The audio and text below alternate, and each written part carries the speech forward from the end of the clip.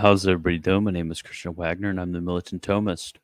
So today we're going to be going over some of St. Thomas Aquinas' disputed questions, which are pretty much the same when it comes to the format, such as the Summa, but it can be a bit confusing. And these are actually very, very useful when it comes to answering specific questions. But before we get into that, remember to become a patron at patreon.com/militantthomist. Get access to PDFs of books I've reprinted, articles, videos. Trust me, it's worth your money. There's no minimum. There's no reason not to. Become a patron. Join the team. Get access even to the chill stream, which I have, which is a very beloved, it's a very beloved stream that I have. Everybody seems to enjoy the chill stream. And go to christianbwagner.com/shop if you want to get the absolutely based mug, the Militant Thomist mug. And then also get access, not access, you still have to buy it. get those books, which I've reprinted, because not only do you get a book, which is absolutely wonderful, and I've reformatted it and everything. I don't do those dumb facsimile prints, which are basically just stealing people's money. But I typeset the whole thing, and they're glorious. Also very affordable. Most of my paperbacks are like $10. Then hardcover, it's like 15 or 20, I think, unless it's something pretty intense. And there's really good stuff there. So that's all, I think. Oh, yeah. Also, Greek. You need to know it. You don't know it. I know for 99.99999% of you watching right now, which is like 1/10 of you, there's 1/10 of one person here that knows Greek right. Many of you have taken seminary classes, put tens of thousands of dollars in it. And if I asked you, hey, could you translate Hebrews 1:1-4 for me real quick? You would not be able to do it. What the heck?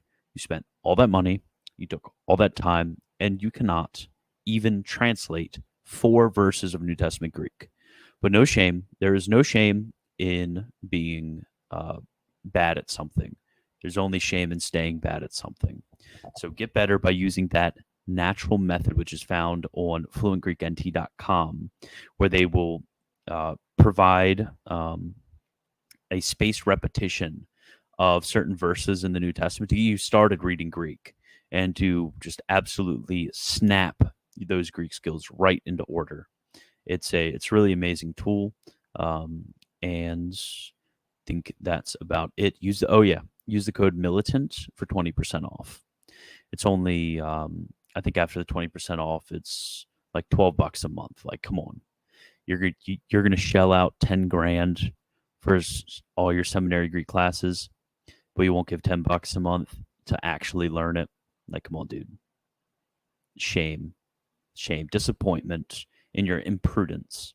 We need to have a whole stream on prudence. We need to bring Father Gregory Pine back on prudence and ask him whether you should use fluentgreeknt.com. He would say absolutely yes. That is the prudent move. And not speaking for Father Pine, maybe I'll send him out an email. Ask him, hey, prudence question. What is more prudent? Spending $10,000 on something where you don't actually learn it and you're terrible in the end, or spending $10 a month, $12 a month on something where you'll actually learn? He would say, Christian, very nice to hear from you. It would be supremely imprudent for your listeners to not go to fluentgreeknt.com, use the code militant, get 20% off, and then become based. It would be very imprudent if they didn't do that. Okay, so let me share my screen real quick for you guys. We're going to get into the disputed questions. So that actually used to be the old name of my channel. If you look back, you'd still see some of my disputed questions. I even kept up the ones from my Protestant days, just because I did. So when it comes to these, there isn't really a definite time frame, because St. Thomas kind of just wrote these throughout his whole life. They come in 2 parts. In one part, which are up to the quod libet questions. Those are all ones that he actually kind of sat down, just like the Summa, and wrote entire treatises. Where the quod libet questions are, think of it like the end of it. Think of it like the Q&A at the end of a live stream. Like, imagine if you had the quodlibets of Militant Thomist, all of those questions that I've answered at the end of your live streams, of my live streams. That would be an example of the quodlibets. So in class, let's say Thomas is teaching on, I don't know, the incarnation. And then one of his students pops his hand up and says, Brother Thomas, I have a good question. Was the incarnation really necessary? And then St. Thomas would be like, oh, great question. Here are a few objections that might be against my thesis. Okay, here's my answer. Boom, here's my responses to those objections. That's what St. Thomas would do when it comes to these quodlibet questions. So it's really just St. Thomas speaking off the cuff, if you can think about it that way. So they're usually a bit easier to read through, I would say. And then, but they're also like not too organized. So it's a bit harder to find that quodlibet that you really need, you know. And then with the others, they actually surround different loci that he sat down and was like, okay, let's write this. But when it comes to these, the top ones, not the quodlibet, they are very, very, very useful if you really want to deep dive into something. I will give you an example. Let's go. I'll go to a random one just to prove my point. Let's go to predestination. Let's do Article 3. Oh, no, that's... Oh, is this all in?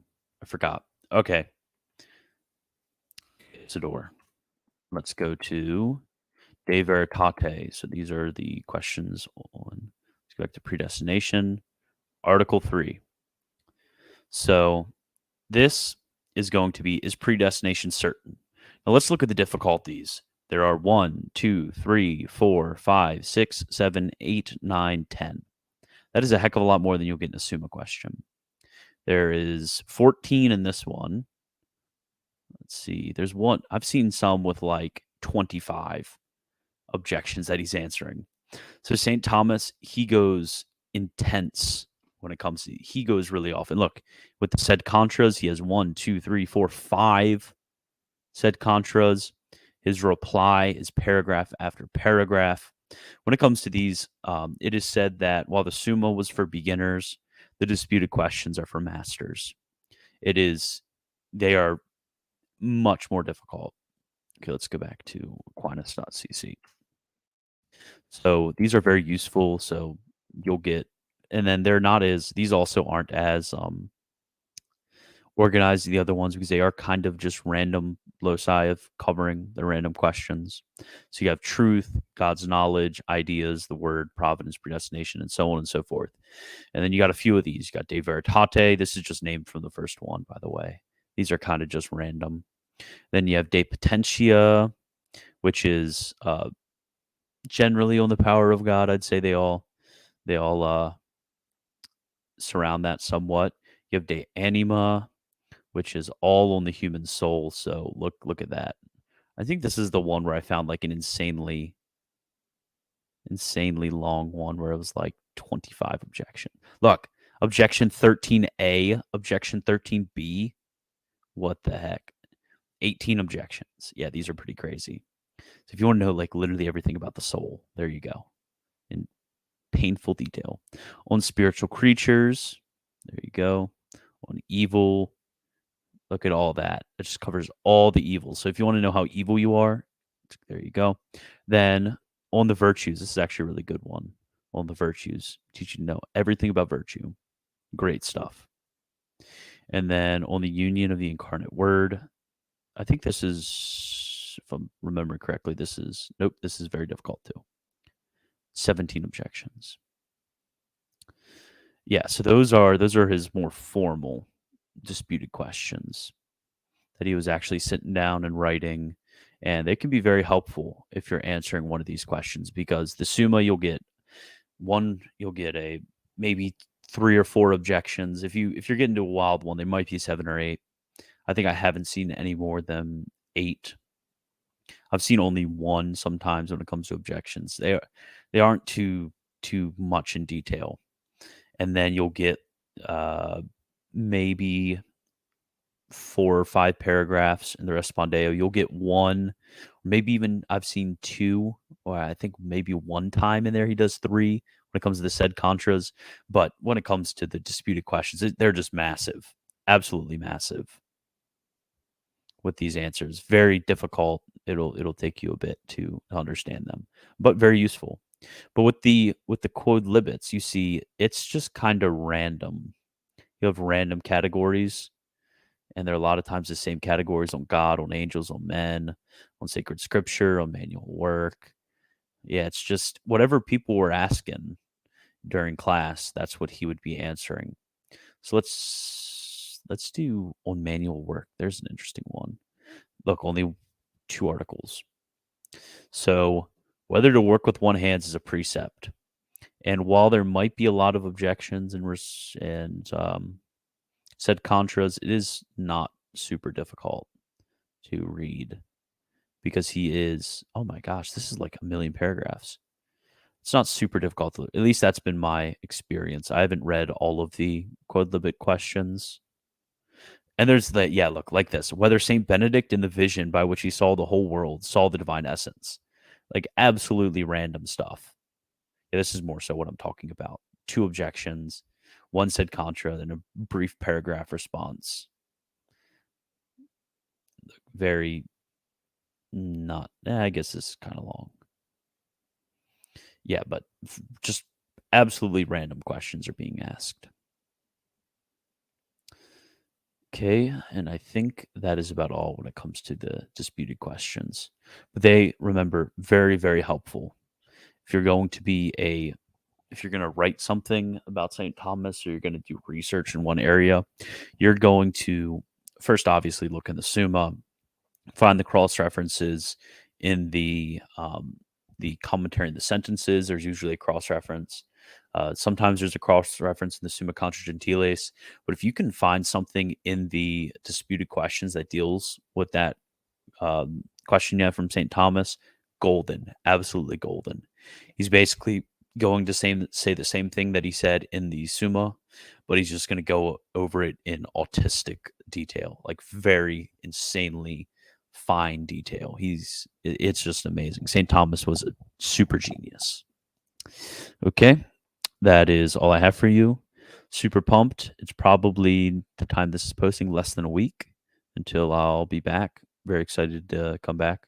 I don't know. This is a week before that I'm recording it, but I'm assuming that I'm excited to come back.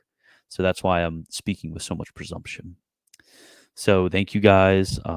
Remember all that I told you when it came to Patreon and all that stuff, and all that I told you in this video when it comes to the disputed questions. And do penance, for the kingdom of God is at hand.